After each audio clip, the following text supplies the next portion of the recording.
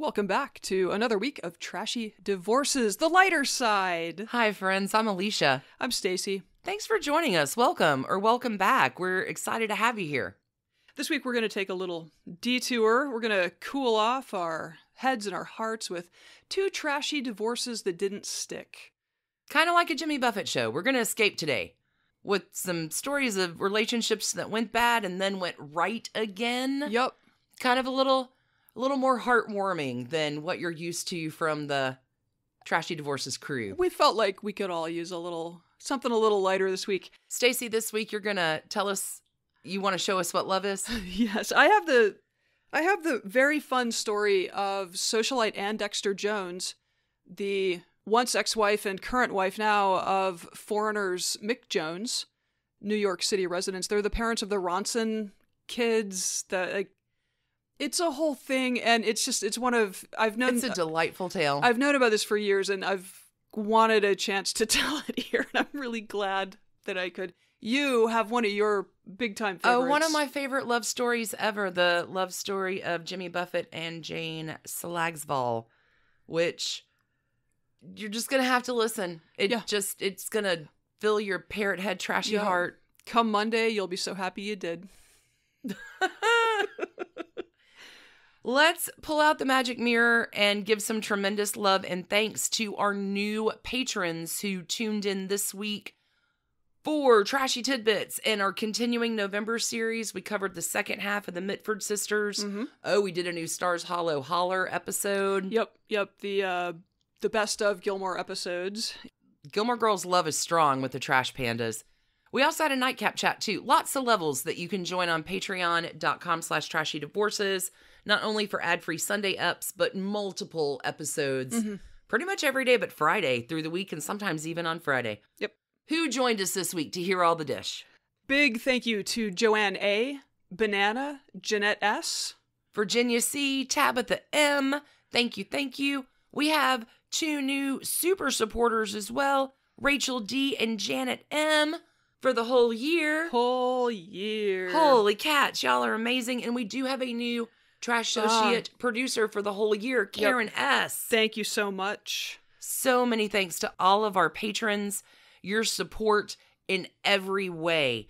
We are so grateful for. Y'all really are the best community around, and this is coming from a lifelong parrot head. I'm just saying, Trash Panda's better. I mean, you're not wrong. Team Trash Candy for life. Okay, but Alicia, are you ready to know what love is? Oh, I want you to show me. Let's go.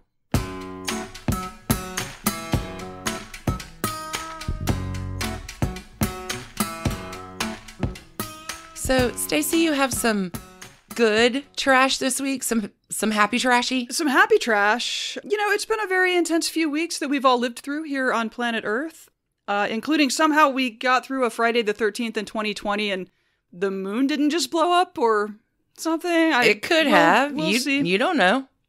You're right. I didn't go outside last night, so maybe.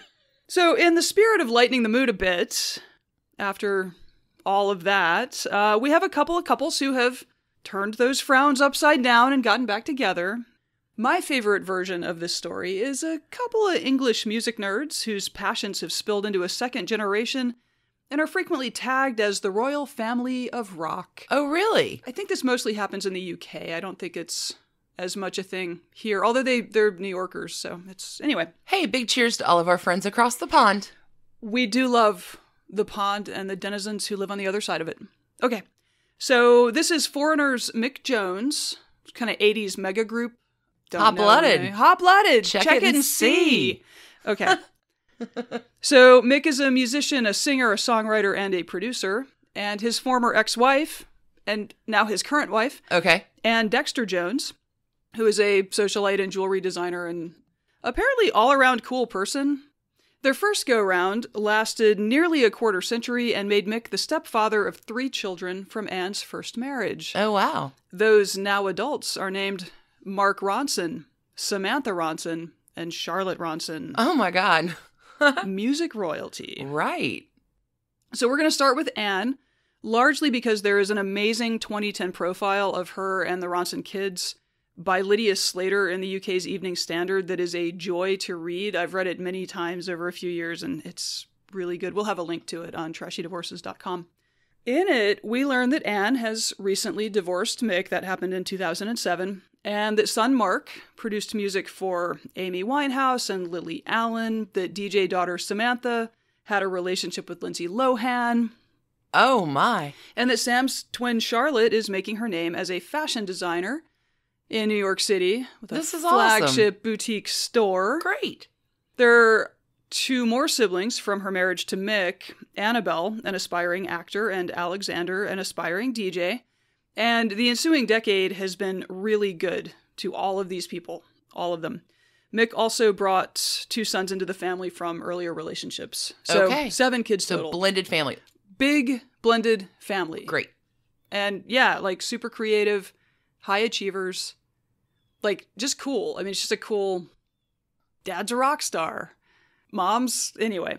Then the writer takes us through in this Evening Standard profile a dizzying array of famous names, noting that Anne hangs out with David Bowie, Mick Jagger, Yoko Ono, P. Diddy, Jay-Z, Kathleen Turner, Al Pacino, Nicole Richie, and Mary-Kate Olsen. Oh my God. Name drop much? Some pretty famous friends. Anne has started designing rock star-themed jewelry for the fabulous set you see. Great. And her creations were tasty enough that even her ex wanted one of her identity bracelets. Anne tells the reporter, "I said, Mick, please don't feel like you have to be polite. I don't take it personally. I know he'd like us to get back together, so I thought maybe he was just trying to impress me, but he said, no, I really want one." Aww. He's just trying to get back together, but I like that that's sweet. As early as 2010, she's like telling the press, like, yeah, he really doesn't want to be divorced from me. Okay. The meat of the article is in Anne's background, and I believe Anne Dexter-Jones is a person who values a good story over a rigid and boring adherence to facts. So there are many things here that I will giddily pass along, but I cannot confirm them. Her father, Frederick, was an eye surgeon who emigrated to Britain from Vienna before World War II, retracing steps his uncle, Sir Oscar Deutsch, founder of the Odeon Cinemas. Oh, wow. Had already traversed. He met and fell in love with a Scotswoman named Judith, whom he married, and they settled in Liverpool and had 5 kids. Well, this is just nice. Yeah. As the story goes, when Anne was 10, the children were called into the study where her father was apparently having a midlife crisis or a nervous breakdown, you be the judge, and began haranguing the family about their bougie, confining lifestyle. He said, "It's like living behind nylon curtains. You are not really seeing what is out there," she recalls. Oh. So he spun the globe, and we were going to move where his finger landed. Hug a world. The fates decreed Australia. Oh, no. Okay. On the boat trip down under, her mother became seriously ill. And when they finally arrived in Australia, she was hospitalized. Things were very, very bad. And Dad was at the hospital all the time. And there was no like adjusting the kids to their new schools and life and whatever. So he decided the best thing to do was ship the kids back to her family in Scotland. Okay. Not on a boat, thank God. He buys airplane tickets. Except, oh no, 5 airplane tickets later, they depart from Australia when, according to Anne, as the plane headed for its first stop in Singapore, 3 of the 4 engines caught fire. Holy shit. The pilots managed to crash land it on an abandoned airstrip. I can confirm 0 details here. None. And I've tried. I've looked up all kinds of like Indonesia area airline incidents and the plane crash lands. She says the plane crash lands, many people died, but the 5 children all miraculously survived. She even says that the Sydney Morning Herald's headline the next day was, quote, "An angel brought this plane down," which sounds like a very weird headline for a plane crash where a bunch of people died, but apparently, according to her, it was... Anybody living after a plane crash is kind of a big deal. Yeah, and I guess if there are 5 kids on board who survived, but yeah, like, I don't know. I'm putting a question mark on this section of this story. Seems a little like something that might have happened. I don't know. Okay, anyway, she says the kids were rescued, the survivors were rescued, including the kids. They're flown back to Australia, where they learned that their mother, tragically, had died at exactly the same moment that the plane went down. Crashed. Boom, boom. This is a hell of a story. You know what? Stories matter. And sometimes stories matter even if they are not precisely word for word true. I am merely passing on information. Keep going. That hooked me. That's why I have loved this story for years. No, I'm hooked. Go. What does seem accurate is that her father was deeply wounded by this loss, as you would imagine. What was your bright dipshit idea, middle-aged man, to go to Australia in the first place? Yup, and so he begins roving the earth with his gaggle of children. Oh, God, how the world. And says that she attended 14 schools in Australia, New Zealand, London, Hampshire, and Westcliff-on-Sea. Wow. They tried to resettle into the old Liverpool house, but that was just too sad to handle. She was caring for her younger sister through all of these moves and through all of this chaos, and in 1972... she finally moved herself to London and got a job in the office of the Aga Khan. You're joking. I'm not. Oh my God. I am not. I am telling you, I can't confirm that these things are true. They're fascinating. I think I actually did find some sort of non-sourced to her notice of her working at the office at one point. Anyway, by the mid-70s, she was married to music manager Lawrence Ronson. They moved into a home in St. John's Wood, about a mile from Paul McCartney's place. And their home and their growing family became a happy hangout for celebrities of all stripes. Robin Williams once tucked a young Mark into bed. Oh. Lawrence would be embroiled in chess matches over whiskey with Daryl Hall of Hall & Oates. Why not? At 8 in the morning when the kids were getting ready to go to school. Keith Moon would be waxing poetic about the musical instruction that the children should have from babyhood on. It did not last. Oh. You'll be sad to know, because obviously she's married to Mick Jones now. Okay. And the Ronson family's wealth and power, Lawrence's father founded a company called Heron International, which, like, by the mid-70s and early 80s, was a gigantic company in the UK and Europe.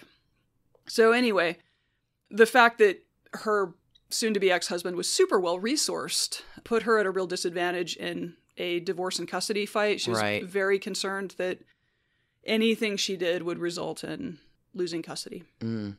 So, unfortunately, I guess, while the divorce was ongoing, uncertain future, emotional tumult, she goes to a dinner party and she meets Mick Jones. Oh. Michael Leslie Jones, by the way, I don't have Anne's birth date because she doesn't divulge that information. Yeah, no, we've definitely got some private spouses. I don't know what her zodiac sign is. It's okay. I know, but like I shall make it through the story without such information. For the format of our show, usually we give that right out. Okay. Michael Leslie Jones was born 27 December 1944. He's a Capricorn man, just like your subject. Fantastic. And he grew up in Portsmouth, England. He was already working in bands as a teenager in the early 60s, one of which put a couple singles on the British charts in 61. He spent much of the rest of the decade in France, working as a session musician and songwriter for various known acts over there. In 76 in New York City, he and King Crimson alum Ian MacDonald formed Foreigner, so named because of the blended British-American band members. It was look at that. 3 and 3 or something.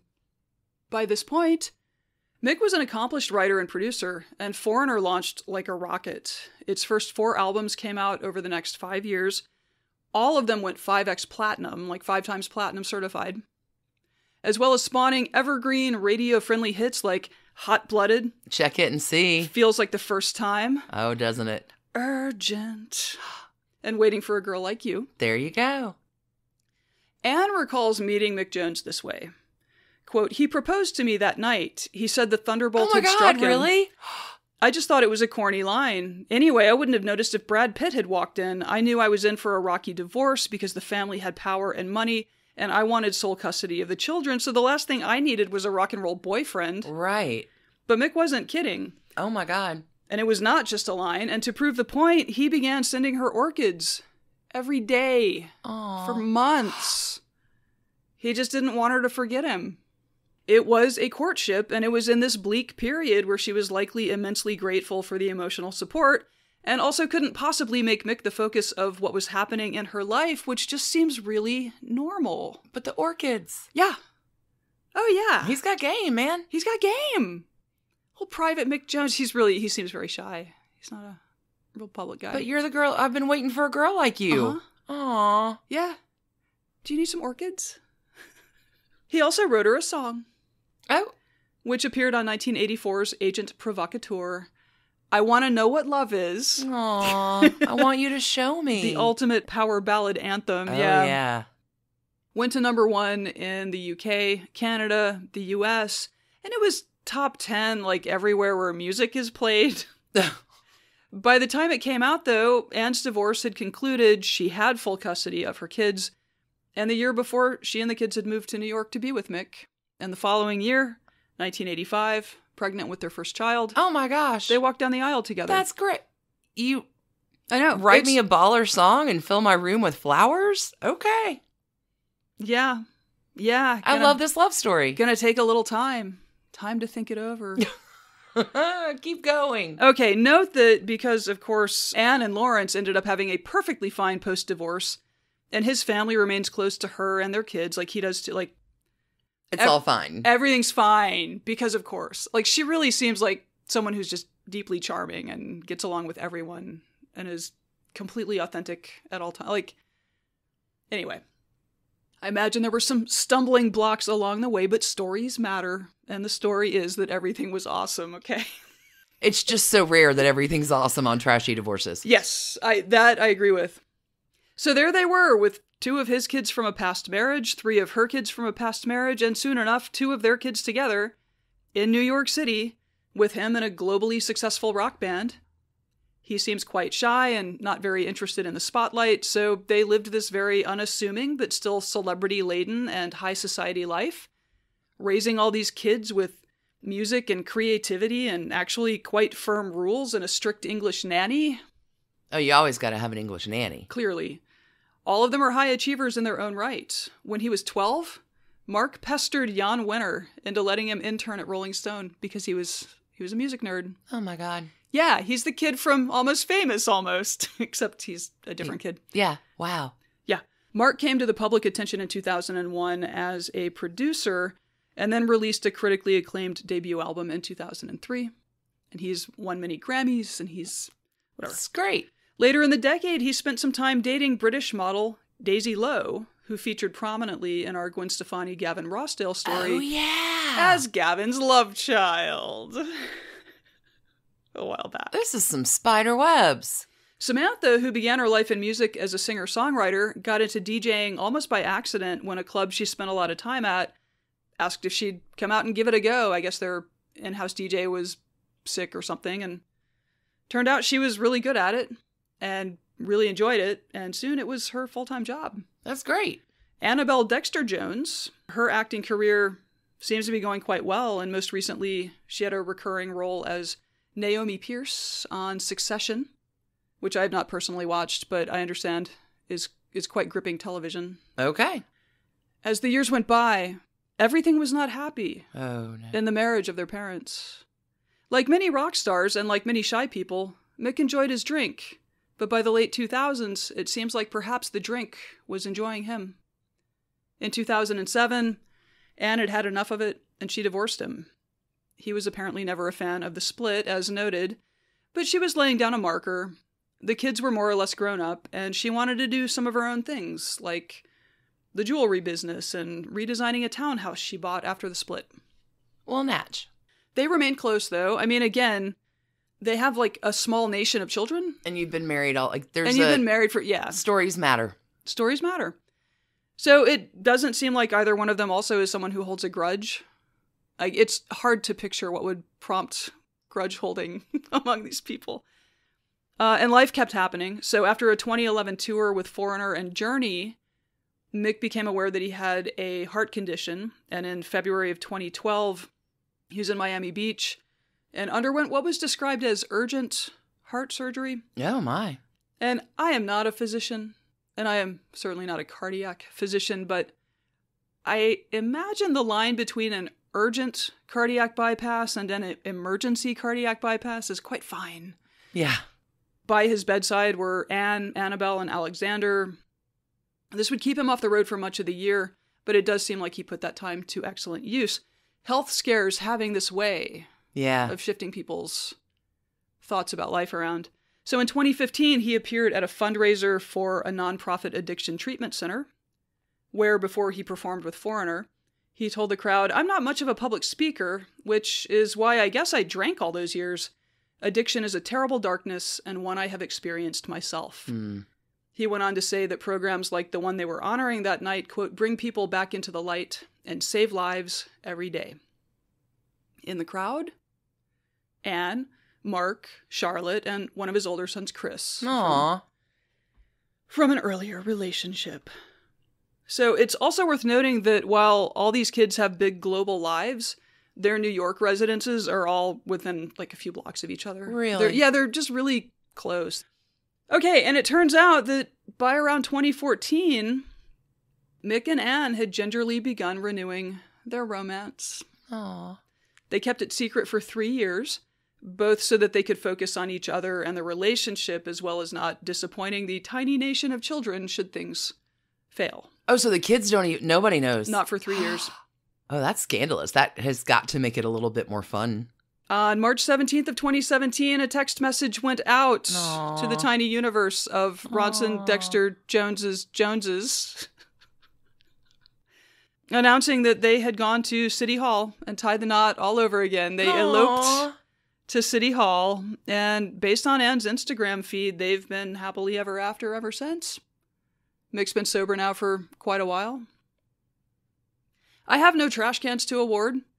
I don't even have halos to award, just great stories full of meaning and inspiration and lifetimes of laughter, creativity, and love. My heart is all warm. That was amazing. I love that story. It's the antithesis of Trashy Divorces. That is, you're right about that. But for real, anytime you run into an interview with Anne Dexter-Jones in some public, read it. She's delightful. She interviews great.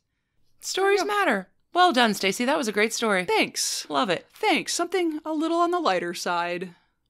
We're going to come back to the flip side after we hear a word from our sponsors this week. Sure. And then I need to chow down on a cheeseburger in paradise or something. So. Put on your coconut bra. All right, we'll be back in a minute, y'all. Friends, we're in some tough times, and happiness can sometimes seem really almost impossible to achieve. It's a whole lot easier with some help. We recommend BetterHelp Online Counseling. It is convenient, it is confidential, safe, and conducted privately. There are no uncomfortable waiting rooms. You don't even need to leave your home. You choose how and when you connect with your counselor, by secure video, by phone, or even chat or text. BetterHelp has over 3,000 licensed professional counselors available across all 50 states. These counselors specialize in lots of areas of assistance that you may need, and services are available to clients worldwide. And it's really easy. There's a simple questionnaire that assesses your needs, and then within 24 hours, you are matched with a counselor. BetterHelp is an affordable way to get counseling. It is less expensive than your traditional counseling options, and BetterHelp does also offer financial aid to those who qualify. And if for any reason you're not happy with your counselor, you can request a new one, no extra charge. Secure, convenient, professional, and affordable. It's a great time to put your happiness first. Visit betterhelp.com/trashy to get 10% off your first month. Join over 1 million people taking charge of their mental health with BetterHelp. That is BetterHelp, H-E-L-P, betterhelp.com/trashy. We hope that listening to other people's trashy divorce sagas is entertaining for you. What is definitely not entertaining? Trashy personal finances. If you would like to consult with a professional about your financial situation or questions, the ladies at the Oak Tree Group would be happy to speak with you. They are holistic planners and have a depth of knowledge in many personal finance areas. For instance, they were telling us about a recent nonpartisan Center for Retirement research study that found, on average, women face a larger retirement savings gap than men and experience higher poverty rates at older ages. But retirement planning is only part of what they do. The Oak Tree Group works with you to design financial strategies for your financial life and hopefully avoid that fiery trash can. Check out their website, www.theoaktreegroup.net, for contact details and more information on their services. Again, the website for this all-female financial planning firm is www.theoaktreegroup.net. Alicia, you have the neighbor of Strongheart Manor, is that correct? I do. Where you have a favorite story in this ilk, I have a favorite story in this ilk. And I am a parrot head. I was a parakeet. Buffett was one of my very first shows. There's not a day that has gone by in my going on almost 5 decades of life that I have not heard Jimmy Buffett. It's my happy place. The love story of Jimmy Buffett and Jane is a love letter to marriage and finding your person and working it out, and it's an example for all of us. There is one trashy divorce included. Wonderful. An early marriage with a trashy divorce, but it wasn't the one. And then Jimmy finds the one and almost loses the one. Oh, it's a tale with everything. I love this story. You ready? Just digesting my cheeseburger in paradise, so. Fins up. Let's do this. James William Buffett. He's a Christmas Day baby, born in 1946. Capricorn man. So, might tell you all you need to know about this story, but wait, there's more. Jimmy, from Pascagoula, Mississippi. He's a Catholic kid, raised around nuns. He's in the band. He's also a cheerleader in high school, too, because that's how you get the girls. Yeah, but no he's doubt. not getting the girls. Woo. Oh, really? I'm surprised. He graduates high school in 1964, will head to Auburn University, War Eagle, drops out, comes home to Mississippi, where he will attend the University of Southern Mississippi. And when he gets back home to Mississippi, all through this time, he's busking in New Orleans. And he starts to book some clubs. He's making it big, pulling in crowds of 75 people a night. At the coolest places down on Bourbon Street. He will graduate with a degree in journalism that's going to come in handy in a few years, but let's meet Jimmy's first bride in Trashy Divorce. Numero uno. Numero uno. After Jimmy graduates, he's going to propose to his girlfriend. Her name is Margie Washachek. And young love conquers all, right? Mm-hmm. Not exactly. I found this amazing article from the Mobile Press Register from July 21st of 1969. There's a cute picture of Jimmy and Margie, who were married just the week before in 1969 after college graduation. And Jimmy's like a hometown hero, right?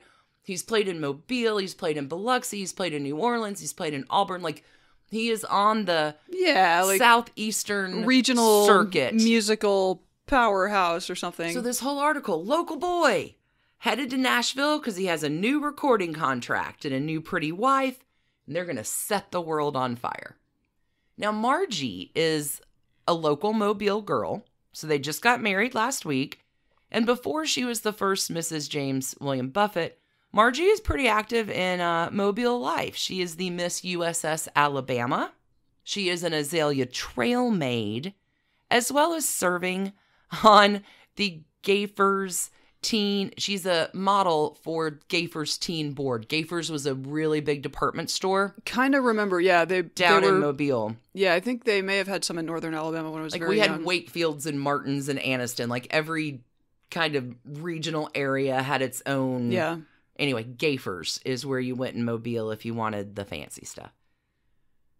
Margie is also Jimmy's #1 fan. And she is interviewed for his local kids going to Nashville to make it big. Yeah. So she's going to tell the Mobile Press Register about her role in her new husband's career. And I quote, "Can't wait. I'm fairly critical, so Jimmy plays his songs for me first, and I tell him what I think of them. But of course, his word is final. I also lend him moral support, believing that he is very talented, and I have all the confidence in the world that he will be a great success in the field of music." Wow. Have you met a Capricorn man? Also, that just sounds... Yeah, I'm not sure if she's actually met her Capricorn husband. It's a fair question. But the young newlyweds do head up to Nashville to make it big. And it turns out, just getting to Nashville does not a rock star make. It does not. It does not. In fact, it frequently will grind you to dust. Well, and Jimmy, he's not country or folk or rock and roll. He's not really anything right now. He's Jimmy and doing stuff that Nashville doesn't really know how to market or package. And like Jimmy just starting out doesn't really know himself. He is trying to be Gordon Lightfoot. His first album, 324 copies sell. That's it. And then the tracks are lost. I mean, it leaves a lot of room to grow, I think they would say. Well, he's not exactly setting the world on fire. Sure. And The strain of, well, in fact, we are actually not making it big. And marriage maybe isn't all it's cracked up to be. Young love goes bad. And Jimmy's not raking in the dough with music, but will answer an ad in a local paper. There's a journalism major needed, and Jimmy's like, I got this. He applies for the gig, and now Jimmy has a job, which unbelievably enough is writing music reviews for Billboard magazine. Wow. Jimmy's like, this is great. They send me free albums. I get to get into shows. Jimmy says he never writes a bad review because he knew what it took to get up on the stage and actually perform. It's like, I never was mean to anybody. Like, every show was great. That is extremely commendable. Well, the other benefit that this gig will teach Jimmy is he learns the music business.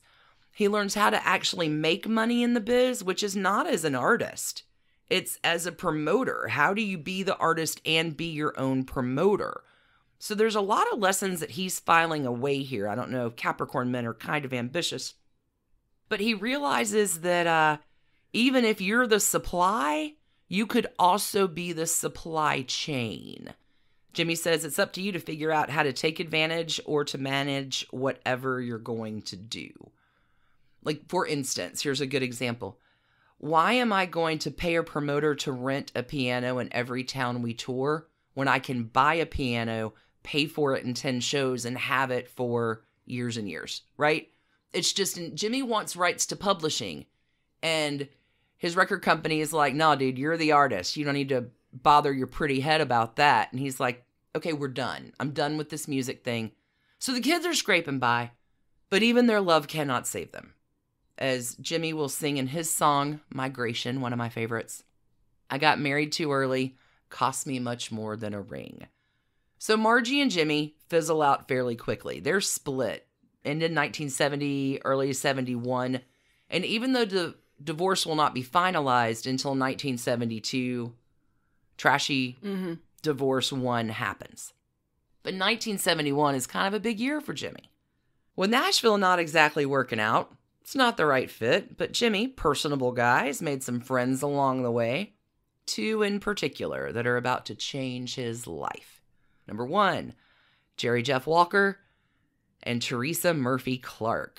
The 2 of them with their young son are like, hey, Jimmy, you need to change the scenery, man. We're going to Florida. They land in Coconut Grove, outside of Miami for a few weeks.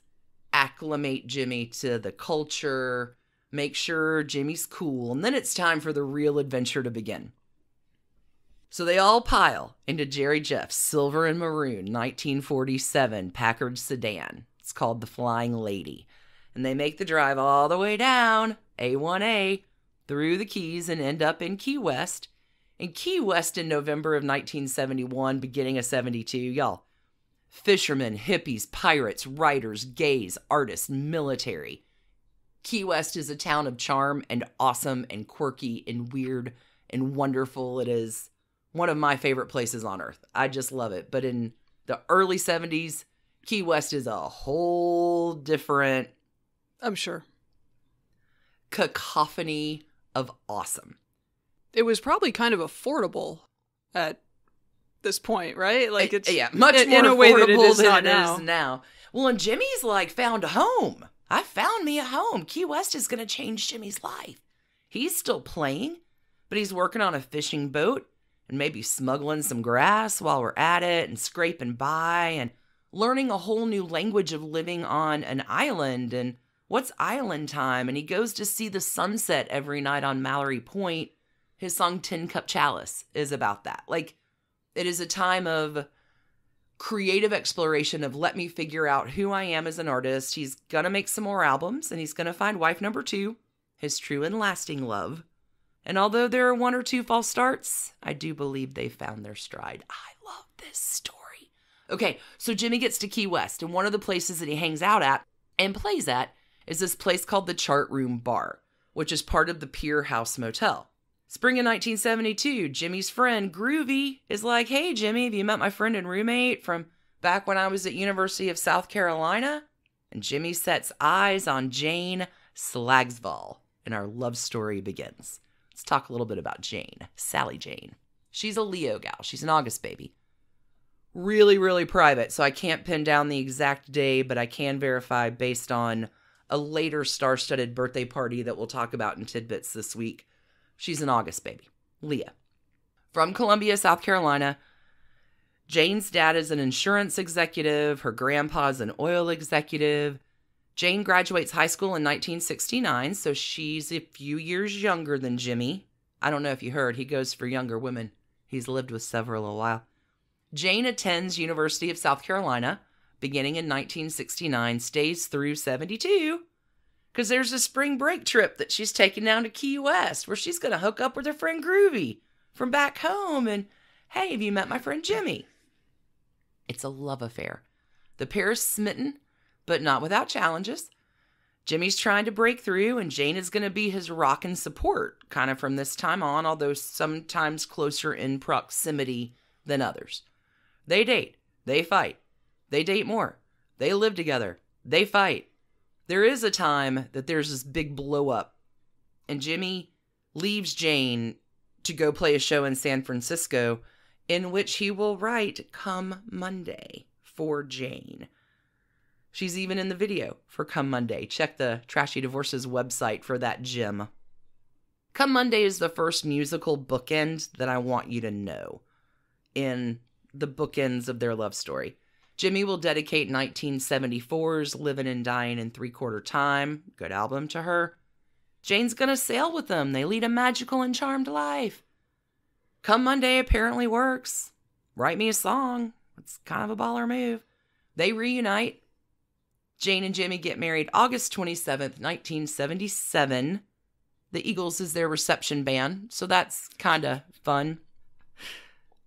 It's my friend Don, Glenn. So I guess he kind of broke through during their courtship. Well, Glenn Fry and Jimmy Buffett, I think, were neighbors in somewhere forever and ever. They were big buddies. Like, yeah, Glenn, he played at my wedding. Okay. They honeymoon in Paris. It's amazing. A few sweet things here. Jimmy will call Jane his soulmate. He is wowed at everything that she can do. She can cook peach cobbler on a fishing boat in rough seas. She can interact comfortably at high-profile events. Like, Jane is a girl that apparently you can take anywhere. She is impeccable, immaculate. Like, to hear, she's very private, but to hear people describe her, she just is amazing. Jimmy says she's like Mr. Spock. She's logical. She's a smart thinker. Smart woman in a real short skirt, right? I admire Jane for a lot of reasons as well. Most especially is when she hears Cheeseburger in Paradise for the first time. She says that is the stupidest song I have ever heard. And I agree with you, Jane. I'll still sing it every time it comes on, but it's the stupidest song ever. I can attest that when it comes on, you will sing it, but you will also say, This is the stupidest Buffett song ever. Yeah. Okay. So Jimmy and Jane gonna make their dreams happen. Jane is gonna travel with Jimmy in the Coral Reefers from 1977 to the early 80s. They have their first child in 1979, a daughter, Savannah. And Jane's going to stick with it for a few more years, but by the early 80s, Jane has kind of had enough of the rock and roll lifestyle, the drugs, the partying, and seeing the damage that it's doing to her husband. Like, there are some heady days that are happening in the early 1980s, right? And Jimmy, I've been drunk now for over 2 weeks, passed out on a rally, sprung a few leaks, right? Down to rock bottom again. It's not a good time for Jimmy. And Jimmy and Jane, even though they're going to remain close friends, will be separated from the early 80s for almost a decade, like 8 years. Jimmy says, I got 8 years off for bad behavior. Because Jane's a mom and there's a kid to care for, and she's finding some kind of ground to stand on when you see someone you love making terrible decisions night after night. Jane's like, work it out, man. She's always kind of staying behind the scenes. She's not the vaudevillian performer that her husband is. She's a little bit more grounded. Jane's keeping everything in line. There is a divorce petition put in 1988. That petition is withdrawn the following year in 1989. Jimmy and Jane fully reunite in 1991 and have been happily ever after. So, like, they just took the 80s off, basically? Then. That's really funny, because they got together in the early 70s. We're coming back around. Hold on. So there's another baby born in 1992, Delaney. You may have heard of her. She talks to statues. Delaney actually has done the most magnificent thing with Dad during the quarantine. Jimmy is putting out November 27th, the album that he's making with Delaney. It's called Songs You Don't Know by Heart. So when the quarantine happens, Jimmy quarantines everybody in California. So needing something to do, like he never sits around for very long. He puts a call out to his parrot heads, like, what songs do you always wish that I would play that I don't? You have any idea how many responses he gets in the first hour to that? 12,000. Yeah, that was not the number I was going to guess. So these videos are charming and have been packaged into a new release coming out with some of the lesser-known Buffett songs, but beloved by true parrot heads. Oh, BT dubs, I have mine on order already. Not surprised. Anyway, Jimmy and Jane adopt a son in 1994. Is this my Christmas gift to you? Yeah, maybe. Excellent. Jimmy says he needs a man around the house. He's got all girls between his wife and his daughters, and all the pets are girls too. Cameron Marley is that kid named after the Robert of the same name. Bob Marley, oh. So what causes this change, right? We've seen so many trashy divorces split in that time where it just all goes bad and there's no reconciliation. There's no getting back together. How did these crazy kids get back together? Yes. At the end of the 1980s, mid to end of the 80s, Jimmy in this time is in his early 40s, and he talks about playing a particular show where he is hung over. And he's like, the audience didn't know. My adrenaline got me through it, but I was so ashamed of myself. I disappointed myself. I disappointed the audience. And Jimmy in his 40s is really having some moments of reckoning. Like, I do not want my family to be ashamed of me. And my hangovers, now that I'm getting a little older. I was going to say, yeah, you can do a lot in your 20s that you just can't in your 40s. Well, it was fine when I was hungover for a day. But now my hangovers are taking just as long as post-op recovery from surgery. They're 2 or 3 days, 2 weeks, right? Like, he is really reckoning with himself and will put himself into therapy to begin working all his ish out, and does, to where Jimmy is becoming pancake dad. He wakes up now the time he used to go to bed. He rarely drinks. He doesn't smoke pot anymore. And it's quite a dichotomy from the leader and king of living the laid-back lifestyle. Jimmy lays back in a whole different way now with the joy of his wife and family and travel and music and friends and all of his businesses. He, at latest estimate, is worth about $550 million. So probably financially fine. Sounds like he may be comfortable, yes. He really did learn a lot about the business and how important it is to retain control over your creative output. There's a good lesson in that, folks. Jimmy says the key to a happy marriage is to have low expectations. And, right, his summer job, he's been traveling every year for 40 decades. Years on tour, right? Mm-hmm. So concert touring is his income. So when he's home, he tries to make that time count as much as he can. This is back when the kids were growing up. When the kids were off from school, everybody goes out and travels with Jimmy. And he says they loved to see the circus, which if you've been to a Jimmy Buffett show, it is kind of a circus. Jimmy, on the other hand, says he wants his kids to have a better sense of the world in an earlier age than I did, which is fantastic. Self-admittedly, Jimmy says he is not a good disciplinarian. I am Peter Pan. Yeah. Jane runs the show and pays the rent. Hard to see it otherwise. Yeah, like Jane pays the bills and keeps us all very... She's the general around the place. And to me, like, Jane provides the love and the safe space that keeps Jimmy and his boundless energy and enthusiasm focused and channeled into positive and constructive ways, while still encouraging the spirit that he has. I love Jane. She has provided a wonderful foundation. I think that Jimmy repays that to her, not only with the love and happiness of their marriage, but here's your other bookend. From Come Monday. It's a song called Coast of Carolina. And if you look at them, oh gosh, it's written as the other side of Come Monday. And after a whole lot of years and love. And this song is co-written by my other favorite guy, Mac McAnally. You do love Mac McAnally. Who has written the best Trashy Divorces ballad of all time, all these years, but that's not the focus of this story today. Anyway. All right, Coast of Carolina. I can't see the future, but I know it's coming fast. It's not hard to wind up knee-deep in the past. It's come a lot of Mondays since the phone booth that first night. Through years and miles and tears and smiles, I want to get it right. I love this line. From the bottom of my heart, off the coast of Carolina, after one or two false starts, I believe we found our stride. And I thought he was going to rhyme Carolina with like, I wanna or something. I believe we found our stride, and the walls that won't come down, we can decorate or climb or find some way to get around.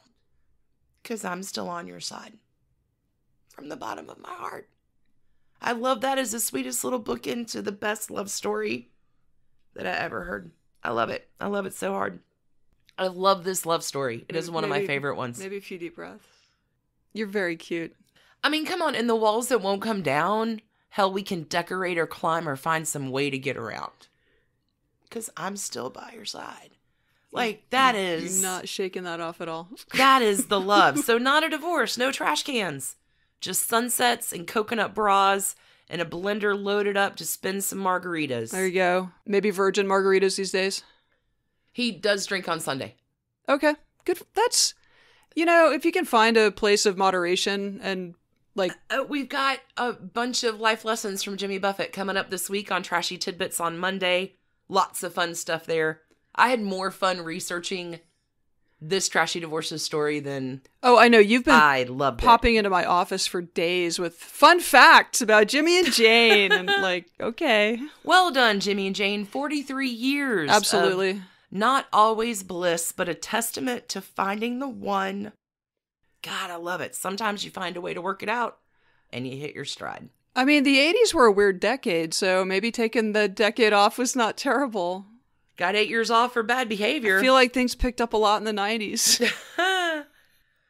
That's it. That's another week of Trashy Divorces. Thanks, everybody, for spending your time with us this week for a happier, trashier. Yeah, the lighter side of Trashy Divorces. We will be back next week. We will. If you need us in the meantime. Yes, you can find us on Patreon at patreon.com/trashydivorces, where we put stuff up most days of the week. Oh, we're going to have Tidbits Monday. We have more Mitford sisters coming Tuesday. I think we're going to talk about the love affair with Unity Mitford and Adolf Hitler. I got a Fun with Dunn happening this week, which is going to be fun. With Dunn. Always something fun happening. Always stuff going on at the Patreon. Until we see you next week, keep your hands clean. Keep your masks on.